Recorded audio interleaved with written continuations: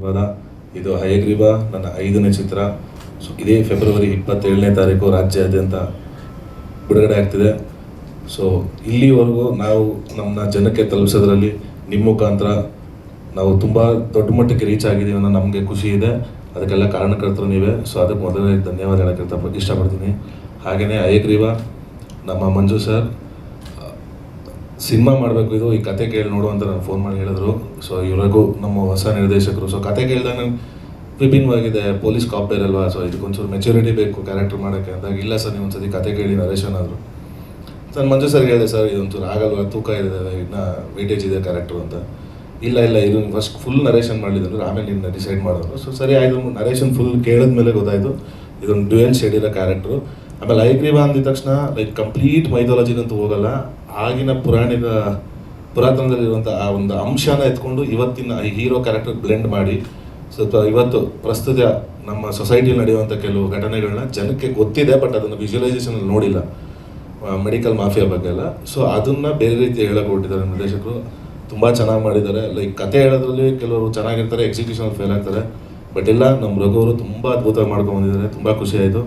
ಅದ್ರ ತಕ್ಕನಂಗೆ ನಮ್ಮ ಮಂಜು ಸರು ಸಿನಿಮಾಗೆ ಏನು ಬೇಕೋ ಎಲ್ಲೂ ಕುಂದು ಕೊರತೆ ಇದ್ದಂಗೆ 1:10 ಖುಷಿಯಾಗಿ ಮಾಡೋರಪ್ಪ ನೀವು, ನನ್ನ ಕಂಟೆಂಟ್ ಬೇಕು. ಯಾಕಂದ್ರೆ ಅವರು is a passionate cinema lover, ತುಂಬ ಸಿನಿಮಾ ನೋಡ್ತಾರವ್ರು ಯಾವಾಗೂ.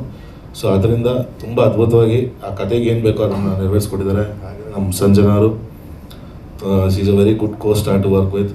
ತುಂಬ ಅದ್ಭುತ ಮಾಡಿದ್ದಾರೆ ಐಶ್ವರ್ಯನ ಕ್ಯಾರೆಕ್ಟ್ರು. ಹಾಗೆ ನಮ್ಮ ಜೋಡಾ ಸ್ಯಾಂಡಿಯರ್ ಮ್ಯೂಸಿಕ್ ಆಗಿರ್ಬೋದು, ನಮ್ಮ ಗಿರಿ ಸರ್ ಎಸ್ಪೆಷಲಿ DOP ತುಂಬ ಅದ್ಭುತವಾಗಿ ಮಾಡಿಕೊಟ್ಟಿದ್ದಾರೆ. ಹಾಗೆ ನಮ್ಗೆ ಇಡೀ ದೊಡ್ಡ ಸ್ಟಾರ್ ಕ್ಯಾಸ್ಟ್ ಇದೆ, ತಾರಾಗಣ ಇದೆ, ಎಲ್ಲ ಸೀನಿಯರ್ ಆರ್ಟಿಸ್ಟ್ಗಳಿದ್ದಾರೆ.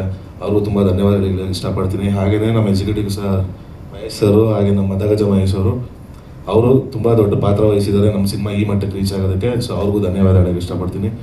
ಸೊ ನಿಮ್ಮ ಪ್ರೀತಿ ಪ್ರೋತ್ಸಾಹ ಆಶೀರ್ವಾದ ಸದಾ ನಮ್ಮ ಮೇಲೆ ಹೀಗೆ ಇರಲಿ ಅಂತ ಕೇಳ್ಕೊಂಡು ಥ್ಯಾಂಕ್ ಯು ಸರ್. ಇಲ್ಲ ಸರ್, ಇನ್ನೂ ಸಿನಿಮಾ ನೋಡಿಲ್ಲ, ನೋಡ್ತಾರೆ ಸರ್, ರಿಲೀಸ್ ಆದಮೇಲೆ ತೋರಿಸ್ತೀನಿ ಸರ್. ಸಿನಿಮಾದಲ್ಲಿ ನಿಮ್ಮದು ಡಬಲ್ ರೋಲಾ? ಡ್ಯುಯಲ್ ಶೇಡ್ ಕ್ಯಾರೆಕ್ಟರ್ ಬರುತ್ತೆ ಸರ್, ಒಂದು ಕಾಪ್ ಇನ್ನೊಂದು ಬೇರೆ ಥರ. 22ನೇ ತಾರೀಕು ನೋಡಿರೋದಾಗಲಿ.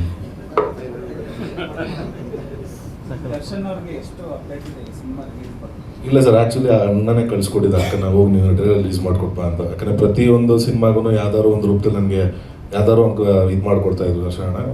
ಸೊ ಹೋಗಿ ಹೇಳಿದಾಗ ಅಣ್ಣವ್ರೇನ ಅಕ್ಕನಿಗೆ ಹೇಳಿದ್ರು, ಹೋಗಿ ನೀವು ಮಾಡಿಕೊಡ್ಬಾ, ಅದಕ್ಕೆ ಅಕ್ಕ. ಹೌದು, ಇಲ್ಲ ಸರ್, ಪಾಪ ಅವರು ತುಂಬ ಕಾದ್ರು. ಅವ್ರಿಗೂ ನಾನೇ ತುಂಬ ಕಾಯಿಸಿದೆ ಆ್ಯಕ್ಚುಲಿ ಮಂಜು ಸರ್ನ. ಬಟ್ ಆಮೇಲೆ ನಾನೇನೋ ಸರ್, ಅವ್ರದ್ದು ಇನ್ನೊಂದು ಸಿನಿಮಾ ಬಿಡುಗಡೆ ಆಗಿದೆ ಮಂಜು ಸರ್ ಅವ್ರದ್ದು, ಗಣೇಶ್ ಸರ್ದೇನೋ ಅಂತ. ಸೊ ಅದಕ್ಕೆ ಬೇಡ ಸರ್, ಮಾಡಿಬಿಡೋಣ. ಸರಿ ಸರ್ ಆಯಿತು, ಮಾಡೋಣ. ನಾನು ದರ್ಶನಗಳ ಮೇಲೆ ಇಲ್ಲ, ನಿನ್ನ ಸಿನಿಮಾ ಕೆಲಸ ನಿಲ್ಲಿಸ್ಬೇಡ, ಫಸ್ಟ್ ನಿನ್ನ ಸಿನಿಮಾ ಮುಗಿಸ, ಆಮೇಲೆ ಬೇರೆದೆಲ್ಲ ನೋಡೋಣ. ಅದಕ್ಕೆ ಪ್ಲ್ಯಾನ್ ಮಾಡಿ ಡಿಸೈಡ್ ಮಾಡಿ ಸರ್.